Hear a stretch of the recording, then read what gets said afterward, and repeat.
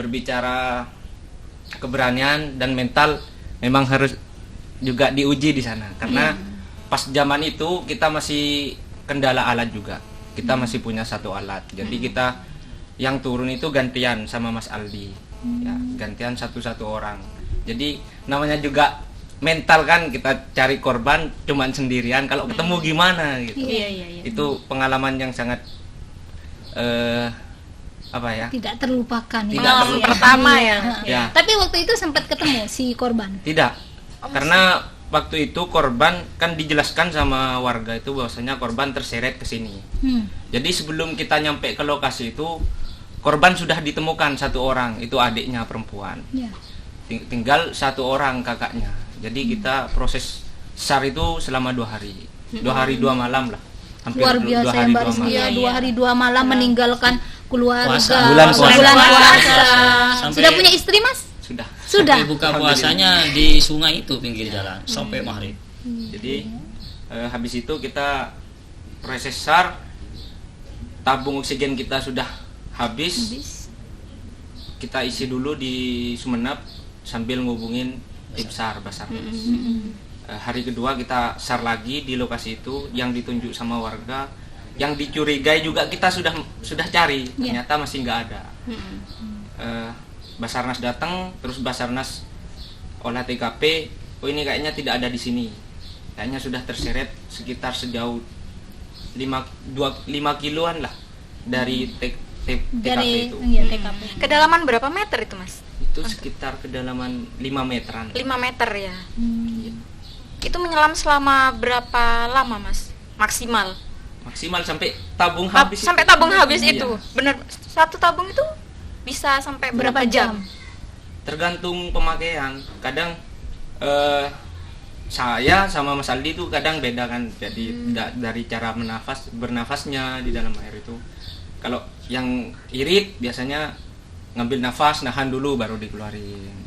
Itu habis 2 hari 2 malam itu ya, Mas ya, nggak nyampe pulang. 1 hari itu kalau tabungnya. Satu tabung itu. Iya, nggak nyampe 1 hari. Cepat. Karena isinya cuma 200 bar. Itu untuk tahu ininya, Mas. Terseret 5 meter katanya jauhnya. Itu 5 gimana? kilo. 5 kilo ya? Iya, 5 kilo itu gimana caranya, Mas? Kok bisa Ya, karena mengetahui? pas kejadian itu di lokasi udah hujan di hulu, jadi air mau balik ke laut. Jadi adek itu keseret.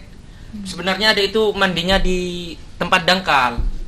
Mungkin adeknya itu keseret, terus kakaknya mau bantuin.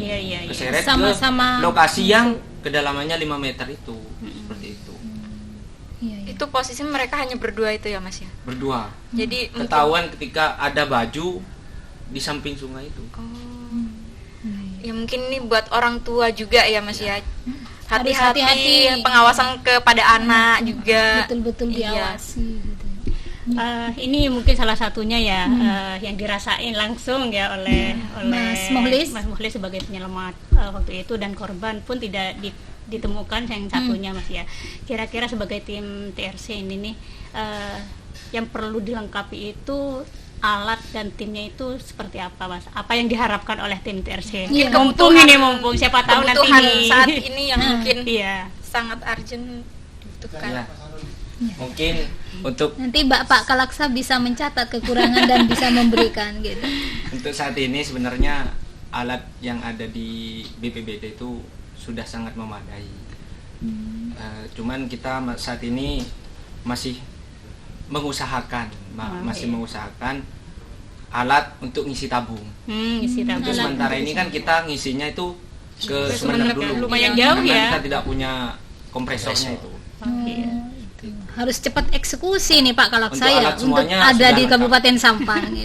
Biar nggak jauh-jauh. Bolak-balik ya. Enggak, maksudnya durasi dan Sampang Sumenep ini kan memakan Lumayan waktu yang juga. lama. Iya, Lumayan akan gitu memakan kan. waktu Mbak Iya. gitu.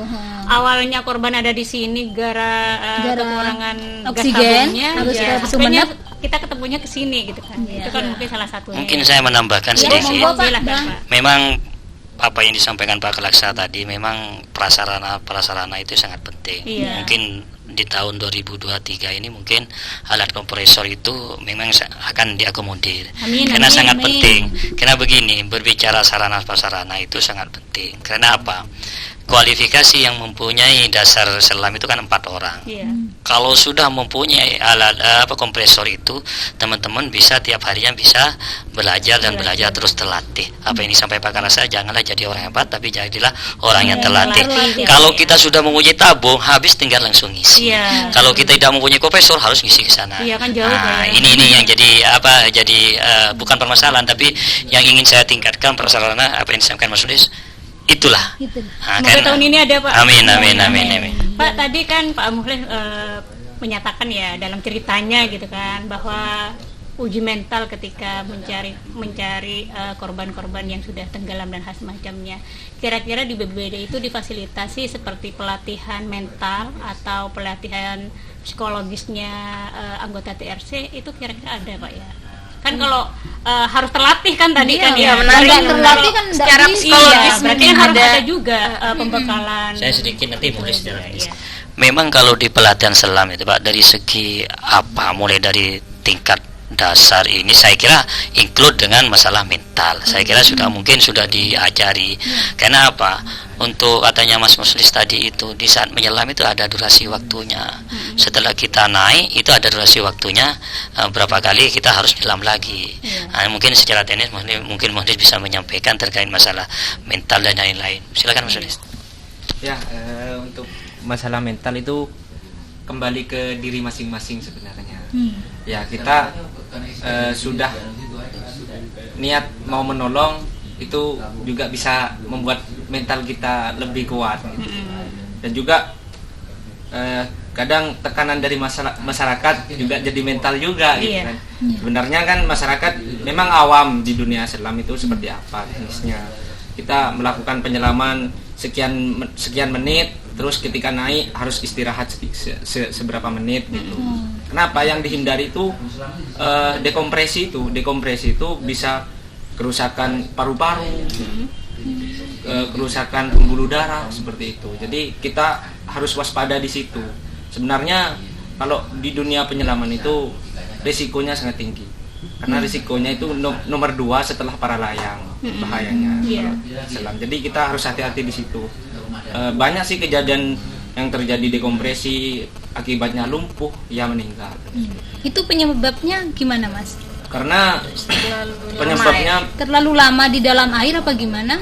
Ya, kalau kedalamannya masih normal sekitar itu, kedalaman yang tidak masuk ke dekompresi itu biasanya dari 1 meter sampai 10 meter. Kalau sudah lebih itu masuk ke daerah dekompresi. Daerah dekompresi itu di bagian kulit ini ada sisa-sisa nitrogen atau oksigen. Seperti itu. Jadi bernafas di darat itu sama di dalam air itu berbeda ya. Tapi enggak terasa sulit untuk bernafas gitu, Mas, pas di dalam air itu? Enggak, sama aja. Kayak gimana kita ketika sesak nafas pakai oksigen sama itu kayak itu. Semoga tidak pernah merasakan sesak nafas ya, Mbak ya. Amin. Semoga tim TRC ini Mas Muslis, terus Mbak Imam, Pak Asroni itu tetap sehat ya, sehat selalu. Terus semangat yang membantu masyarakat yang membutuhkan gitu ya Mbak Risa ya. Terima kasih Mas Muhlis ya. Terima kasih udah berbagi pengalaman, sharing gitu ya. Semoga selalu sehat. Selalu semangat juga. Semangat. Selalu berlatih juga. Terus berlatih dan jangan pernah menjadi orang yang apa? Yang hebat, akan tetapi orang yang terlatih. Kalau merasa hebat, takutnya berhenti sampai sini aja, Pak. Nggak mau melanjutkan perjuangannya. Hebatnya sampai sini aja. Hebatnya sampai sini aja. Oke. Terima kasih. Salam tangguh. Salam kemanusiaan.